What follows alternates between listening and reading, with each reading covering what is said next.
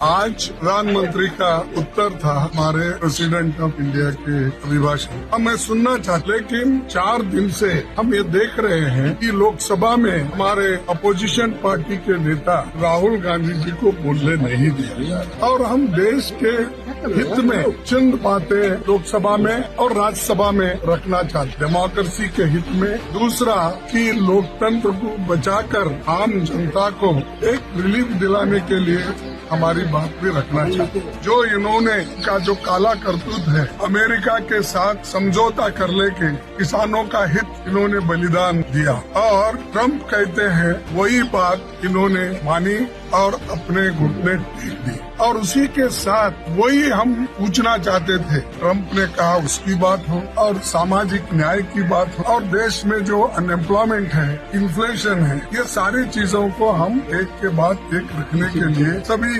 Members हमारे तैयार। और हम सब अपोजिशन पार्टी के लोग एकजुट होकर हमने ये निर्णय लिया था, अगर वो अपोजिशन लीडर को बोलने देंगे तो हम लोग जरूर उसमें हिस्सा लेके तभी पार्टिसिपेट करेंगे। लेकिन उन्होंने बोलने नहीं दिया। हम पूरी कोशिश की, सुबह भी हम कोशिश किए और 0 आवर्स में भी कोशिश किए, प्रश्नकाल में भी हमने कोशिश। अब जो प्राइम मिनिस्टर आए थे उनसे भी हमने विनती की कि हमको कोई ट्राई, तो हमने सब जितने भी रूल्स और रेगुलेशंस है उसी के तहत हम कोई हंगामा नहीं कर रहे थे या हम जाके उनको डिस्टर्ब भी नहीं कर, लेकिन उन्होंने ये ठान लिया है दोनों अपोजिशन लीडर को बात करने नहीं दी, लोकसभा में भी और राज्यसभा में। अगर मेरी 2 मिनट बात सुनते ये सारा समस्या सुलझा था, लेकिन उन्होंने ऐसा नहीं किया और उनका इरादा करने का भी नहीं है। हमारे बड़े बड़े नेता जो इस देश के लिए अपनी कुर्बानी दी और खास करके इस देश के लिए जो लड़े, जेलों में गए और ब्रिटिश के खिलाफ लड़कर देश को आजादी दिलाए, उन नेताओं के खिलाफ एक आदमी वहाँ बात करता है, उसको माइक देते हैं, वो माइक में मनमाने गालियाँ देता है, चुप्पी साधते हैं। सरकार कभी कंडेम किया है? 70-80 साल के पीछे प्राइम मिनिस्टर देश को बनाया और ये मॉडर्नाइज जो होगा,